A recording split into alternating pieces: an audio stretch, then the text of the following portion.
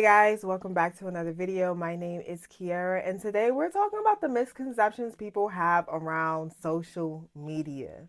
Now, I don't know if you've heard these myths. I'm sure y'all have, but so many people have so many crazy theories, expectations when it comes to social media and operating their business on social media.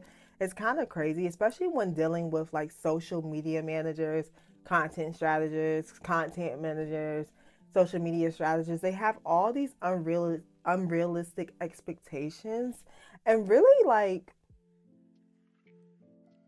put um majority of the pressure on the expert when it really falls on them, and them knowing their audience and them understanding their messaging and their language, right? So a lot of people think when they hire content strategists or social media managers that like, yeah, we're supposed to make them money, but I'm like,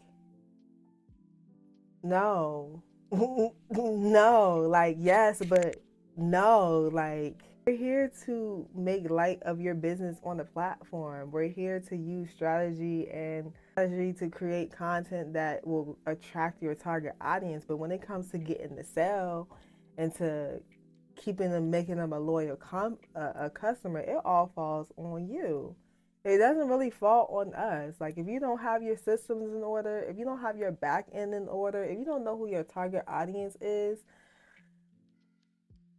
if you're not doing what the expert tells you to do or suggests you to do, might I say, if you're not taking heed to any advice of the person you hire or showing up and doing your part, it, it, it is not going to work out how you think social media is supposed to work out, or the sales or whatever it may be. A lot of business owners are like that, where they think, oh yeah, I'm hiring this expert, so they're supposed to help me get money. And don't get me wrong, like social media experts can definitely make you money, but like I said, it also falls on you on upholding your part, doing your part, listening to the expert, and also knowing your business, handling your back end, knowing your systems, knowing your target audience. Like it doesn't just like, oh, I hire this expert and then poof, you do away with it. So I'm sorry, I kind of went on to a rant, but I feel like I need to say that because I feel like a lot of people, a lot of business owners on social media think that like it's the expert's job to make you money when really it's the expert's job to strategically place you in front of the audiences and use compelling copy to get them to buy into your company, to get them to draw attracted to you, to nurture them, to prep them, to encourage them to buy whatever product or service you have. So, with that being said, I know that was a long intro, and that's not even the first thing that's like a myth I want to debunk, but it is a really big myth, or not even a myth, just really an issue in the social media management community that I feel like I just needed to address and speak on. Um, but like what I said, the first thing I'm going to address is social media is not used to make sales. What I mean by that, right? Because like social media can make you sales. You can make money on social media. That's how all businesses make their money, on social media, right? But what I mean by that is social media is not only used to sell. Yes, you can make sales. Yes, you can make money, but social media is not only used to make sales in your business, to make money. Social media is a lead. Like you're supposed to use social media as one of your leads to get your target audience to buy into whatever you're offering them. It's really a lead. That's really what it is. And if you have the good content to attract that lead and to get them to buy the sell or get them to make the sell, then you're straight. That's usually how it works. Like it's a lead. It's not used to solely make money. Um, It's really for community. It's social media, right? It's to be social. It's to interact. It's to engage. It's used for so many things to engage, learn your audience, learn about the industry, learn about your competitors, learn about what's going on. It is not only used to sell. I feel like really more rather than focusing on selling on social media, I really think that you should be focusing on building a community on social media, showing your target audience that you care, because nowadays consumers are smart. They're not dumb. They're being strategic and intentional about what products, about what companies they buy into. If you go against what they believe in, they'll strike you. For example, Starbucks. Like, consumers are smart now. They're intentional. They don't blindly buy things because of what they see or because they heard someone talk about it. Um, they're more intentional about who they buy into. So like, you can't, just because you post your stuff on social media doesn't guarantee you a sale. You have to be really intentional about curating a community and learning those people and showing them that you care about them, and showing that you care about them by showing them why your product is valuable to them, why you created this to help them solve the problem that they have, rather than throwing a sale in their face, rather than throwing a dollar sign in their face. People don't want you hanging dollar signs in their face on social media. They're quite tired of it, actually. They want to feel valued, they want to feel seen, and they want to feel heard. They want community, they want connection, they want human connection. They want to know they're cared for. Um so I feel like if you're someone who's like money, money, money, money, money, money, money, money, money, focus on community, community, community, community. And if you hear experts talk about, oh yeah, I can make you this X amount of money on there, it's a scam. It's a scam. It's a scam. If they talk about, oh, I can help you make X amount of money in a month, 9 out of 10, it's a scam, because it's a process. It's a process with social media. And don't get me wrong, I know of people who have gotten people to make a tons of money on social media, but like, be wary of who you believe when it comes to experts marketing themselves on social media, talking about they can get you X amount of money. And following that, since we're talking about sales, right?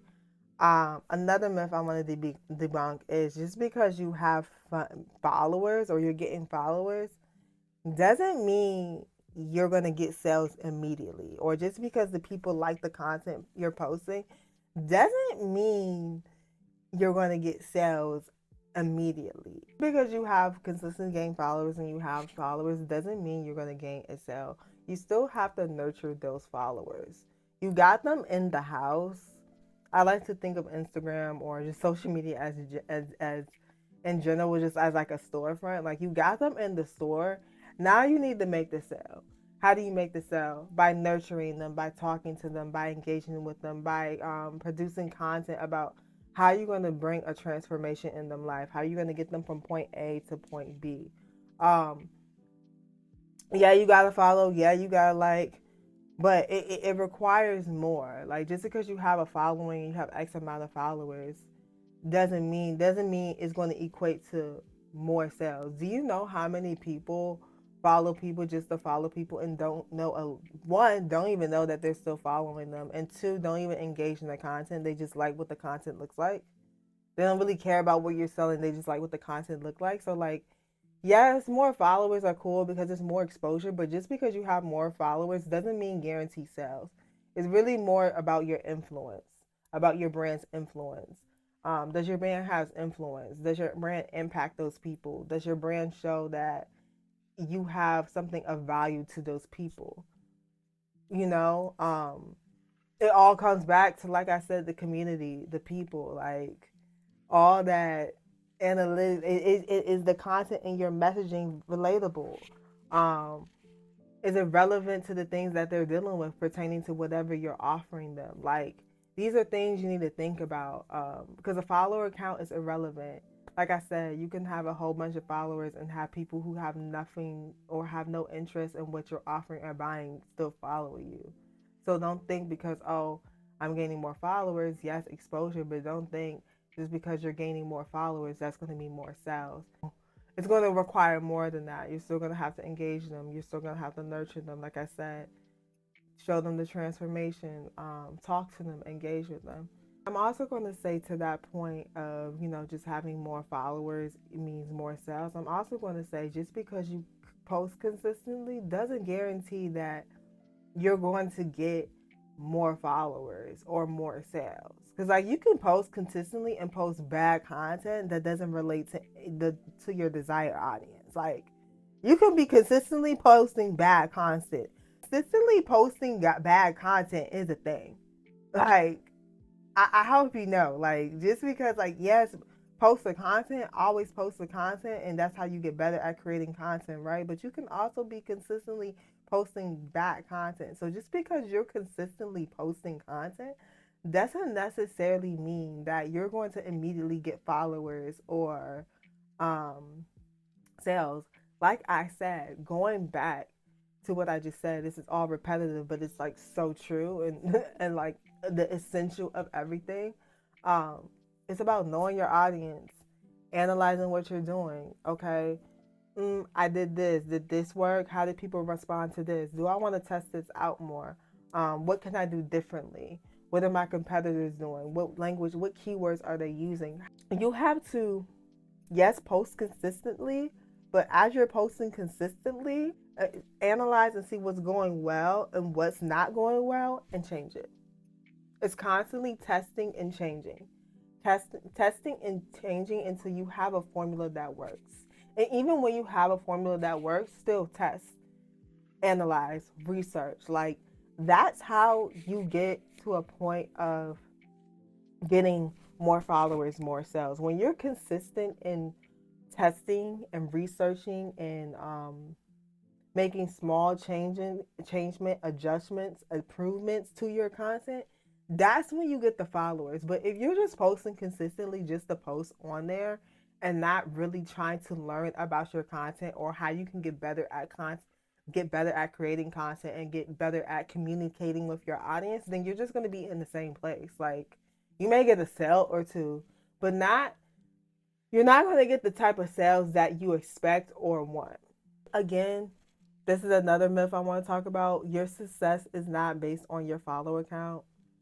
I kind of said this already before, and I'm not going to say too much on it because I feel like I already kind of touched on this.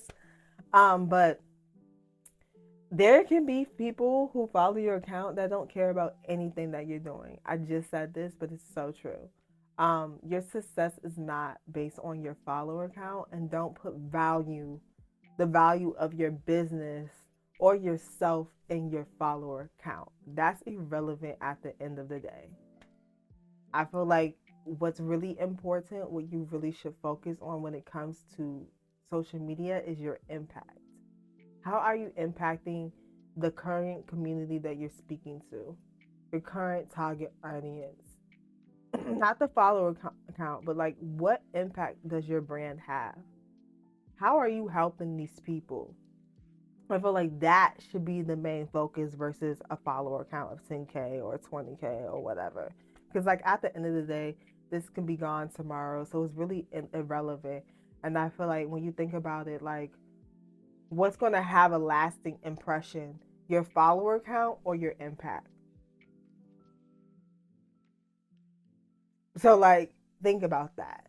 And then lastly, um, and this is like really important, and this goes back to like my first point of the video of like not solely relying on the experts in social media to like get you sales.